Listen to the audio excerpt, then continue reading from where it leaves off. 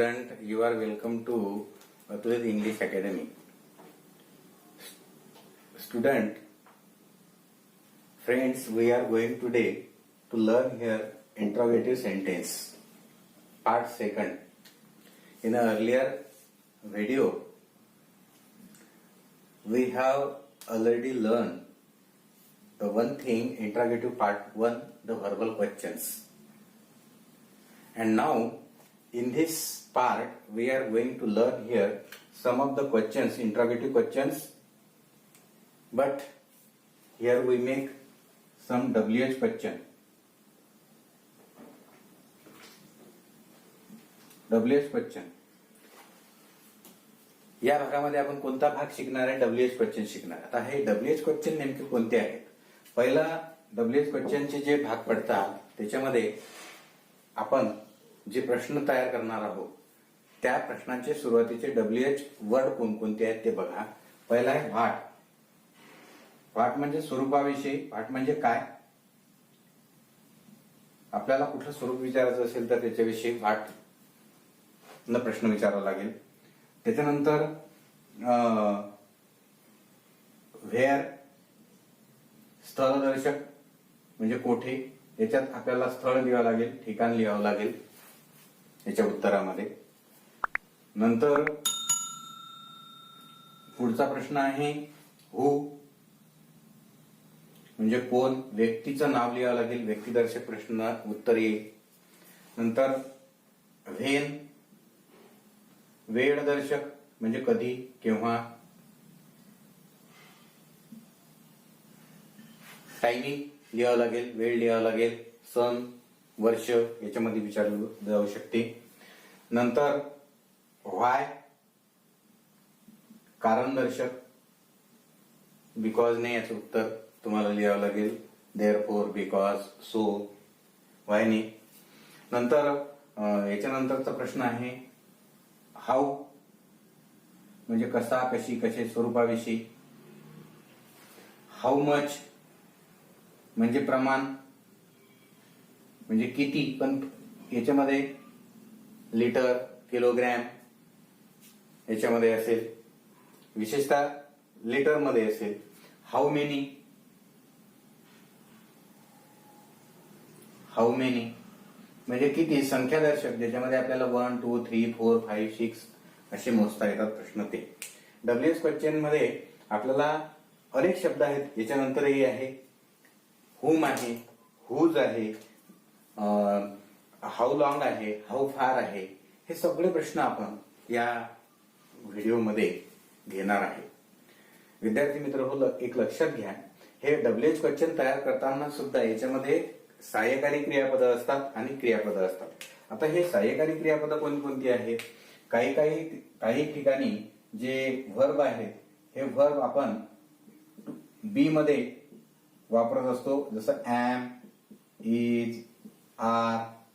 बीच्या याच्यामधले डू वापरतो प्रश्नांमध्ये, डज वापरतो, किंवा काही प्रश्न डीड असते त्याच्यामध्ये.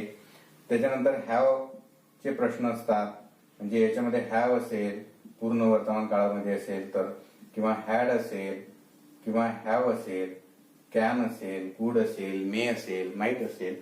हे प्रश्न आहेत. कधी कधी हे टू-बीचे रूप जे आहेत हे आपण प्लेन क्रियापद म्हणजे मेन वर्ब म्हणून वापरतो, तर कधी कधी यांना आपल्याला प्रश्नामध्ये सहाय्यकारी क्रियापद म्हणून वापरावं लागतं. हा व्हिडिओ तुम्ही जर पूर्ण टोटल जर बघितला तर तुम्हाला या प्रश्नाचं बायफर्गेशन मी मुद्दामून केलेलं आहे, हे तुमच्या लक्षात येईल. हे प्रश्न जे आहेत हे आपल्या वहीमध्ये तुम्ही उतरायचे आहे. आता हे सगळे प्रश्न आपण इथे घेणार आहोत. त्याच्यासाठी मी काही उदाहरणं इथे बाजूला लिहिलेली आहेत. हे उदाहरणं बघा.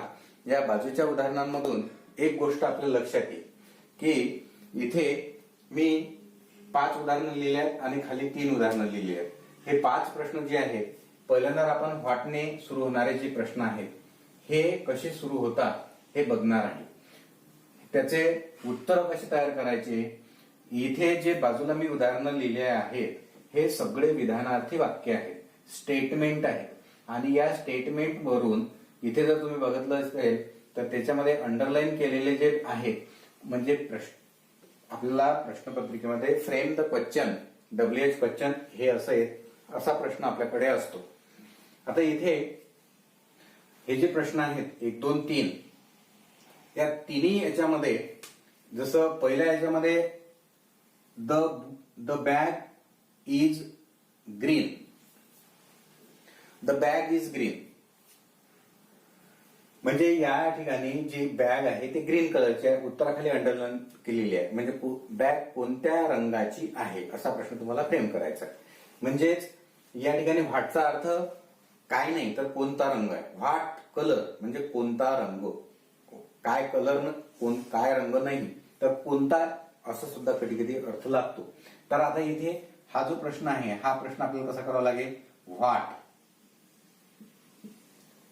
इथे बघा व्हाट, इथे नंतर क्रियापद मुख्य क्रियापद इज आलेलं आहे या वाक्यामध्ये. हे सहाय्यकारी क्रियापद नाही, इथे मुख्य क्रियापद आहे म्हणजे व्हाट इज. आता आपल्याला किंवा व्हाट कलर म्हणू आपण. What colour, COLOUR, what colour कोणता रंग, इज द बॅग, प्रश्नचिन्ह द्या. आता व्हाट आपण WH वर्ड घेतला, इथे ऑक्झिलरी वर्ब लिहिलेला आहे मी, म्हणजे सहाय्यकारी क्रियापद. पण या ठिकाणी आता ही रचना याच्यामध्ये बसते. प्रश्न आपण याप्रमाणे करू शकतो किंवा याप्रमाणे करू शकतो. आता हे जे ऑक्झिलरी वर्ब आहे हेच मेन वर्ब पण आहे, यालाच या ठिकाणी हे मेन वर्ब मध्ये वापरलेलं आहे, म्हणजे मुख्य क्रियापद आहे. म्हणजे व्हाट कलर नंतर इज म्हणजे आपण ऑक्झिलरी वर्ब घेतले इथे, आणि द बॅग हे याच्यामध्ये सब्जेक्ट आहे. द बॅग हा सब्जेक्ट आहे, इज हे क्रियापद आहे आणि ग्रीन हे त्याचं ऑब्जेक्ट आहे. तर हे ऑब्जेक्ट उत्तरामध्ये आलेलं आहे, प्रश्नामध्ये हे उत्तर येणार नाही. म्हणजे what colour is the bag, बॅगेचा रंग कोणता आहे, तर उत्तर येईल ग्रीन. म्हणजे या ठिकाणी व्हाटचा अर्थ कोणता, कोणती, कोणते असा सुद्धा आहे. नंतर आहे माय फादर इज फार्मर, याच्यामध्ये इज हे मुख्य क्रियापद आहे. मग या अशीच रचना आहे. WH वर्ड घ्या पहिले, व्हाट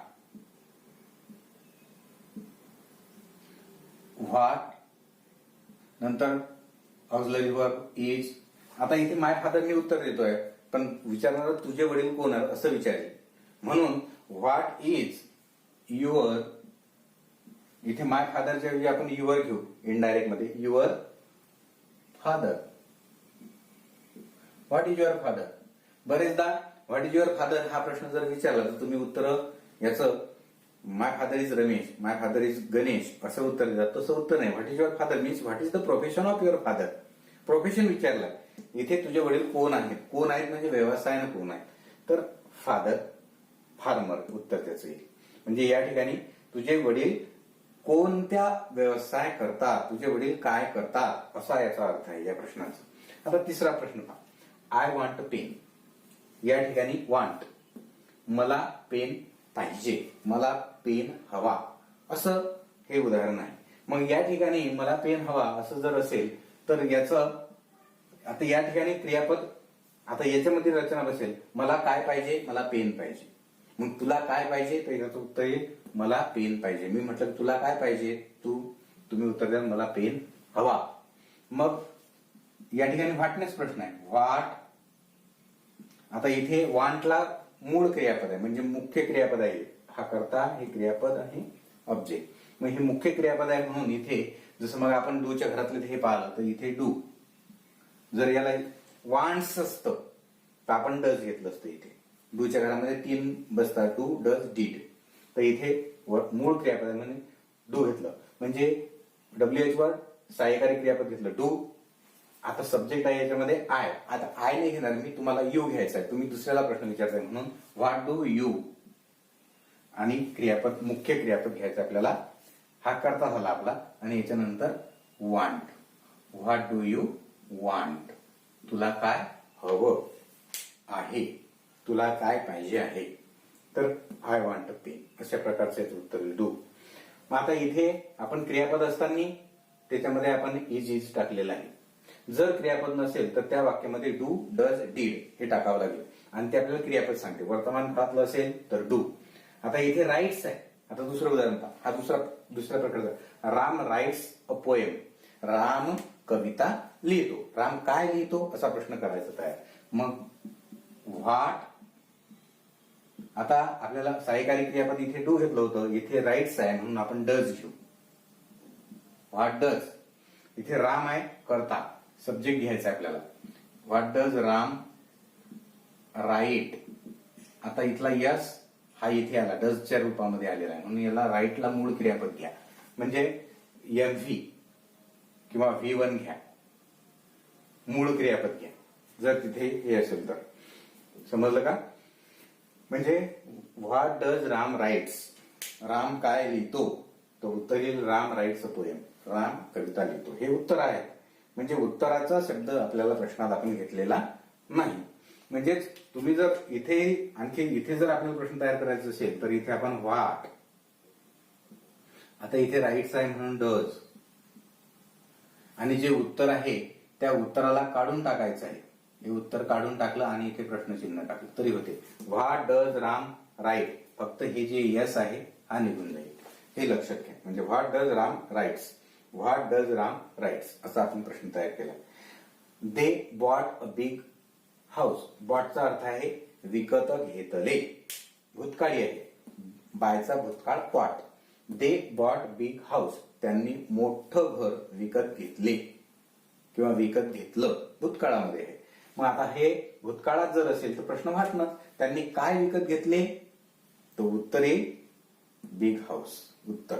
मग आता इथे व्हॉट, आता इथे पण डू घेतलं, इथे डज घेतलं, पण ही भूतकाळी असल्यामुळे आपल्याला काय घ्यावं लागेल, डीड घ्यावं लागेल.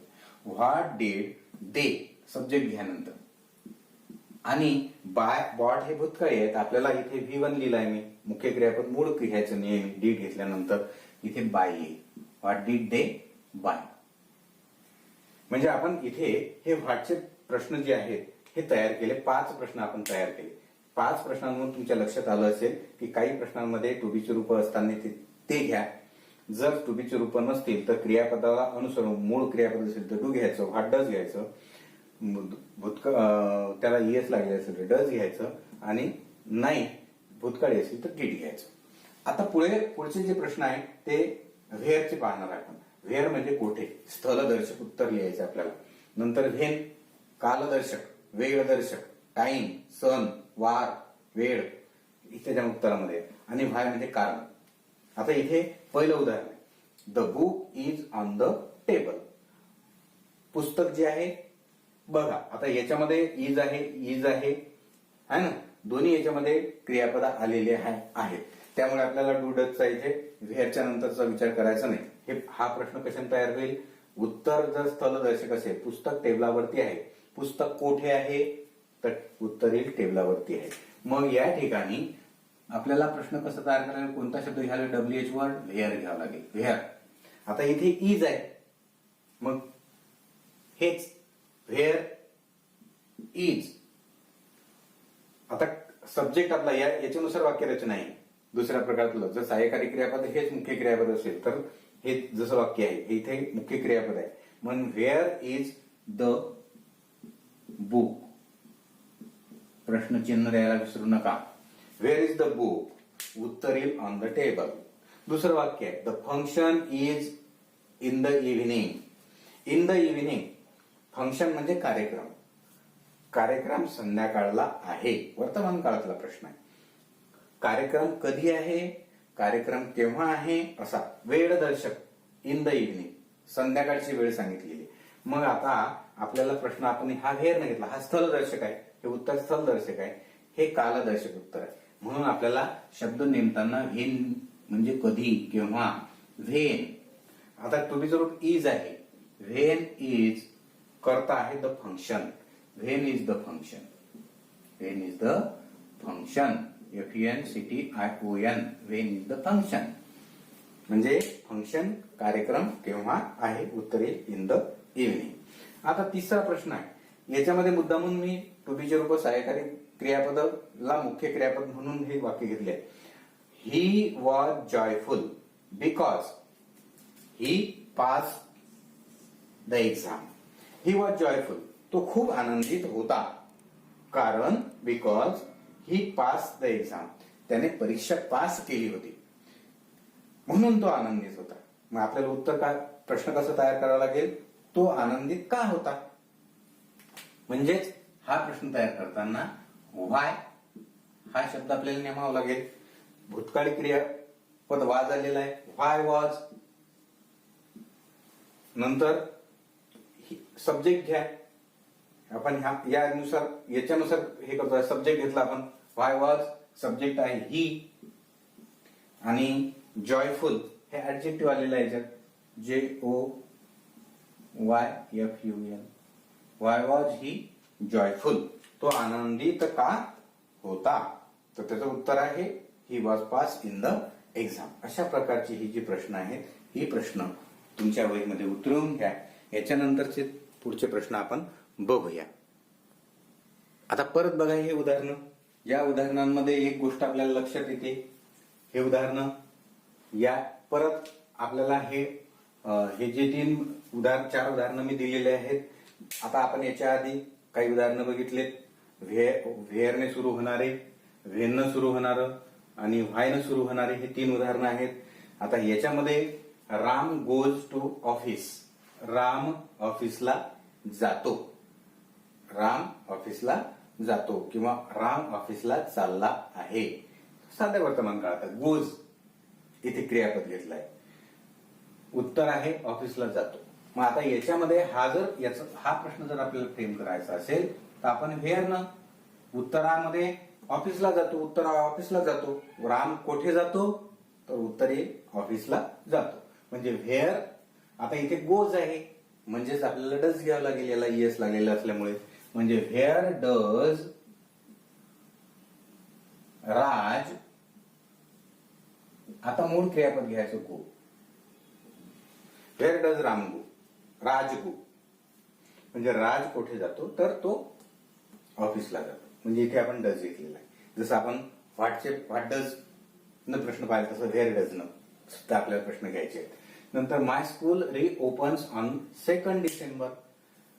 माझी शाळा परत एकदा 2 डिसेंबरला सुरू झाली आहे. म्हणजे रिओपन्स, इथे सुद्धा रिओपन. आता हे जे आहे हे आपण याला भूतकाळी घेऊ. हे जे क्रियापद आहे याला भूतकाळी करू, ईडी लावू आपण याला. म्हणजे माय स्कूल रिओपन ऑन 2 डिसेंबर. मग आता इथे वेळ टायमिंग दिलेला आहे. वेळ टायमिंग जर असेल तर आपल्याला तो प्रश्न कसा तयार करायचा आहे, हे उत्तर ऑन 2 डिसेंबर, 2 डिसेंबरला उघडली. तर आपल्याला इथे प्रश्न तयार होईल व्हेनने, व्हेन. नंतर इथे आपल्याला हे क्रियापद ईडी लागलेलं असल्यामुळे, भूतकाळी क्रियापद असल्यामुळे डीड घेऊ आपण, व्हेन डीड. आता माय स्कूल मी सांगतो आहे, मी तुम्हाला जर प्रश्न विचारायचा तर तुम्ही यू म्हणाल, म्हणून याचं मायच्या ऐवजी यू करा. व्हेन डीड माय स्कूलच्या ऐवजी your school. When did your school reopen, OPEN. याला ईडी लागणार नाही कारण डीड इथे घेतलेला असल्यामुळे हे मुख्य क्रियापद घ्यायचं आपल्याला. When did your school reopen, तुझी शाळा पुन्हा केव्हा उघडली, तर उत्तर येईल 2 डिसेंबरला उघडली. They sleep during the day, they sleep during the day because they have to work at night. ते दिवसाला झोपतात, स्लीप, ते दिवसा झोपतात. बिकॉज म्हणजे कारण, they have to work at night, ते संध्याकाळच्या किंवा रात्रीच्या वेळेला काम करतात म्हणून. रात्रीच्या वेळेला ते काम करतात म्हणून ते दिवसा झोपतात.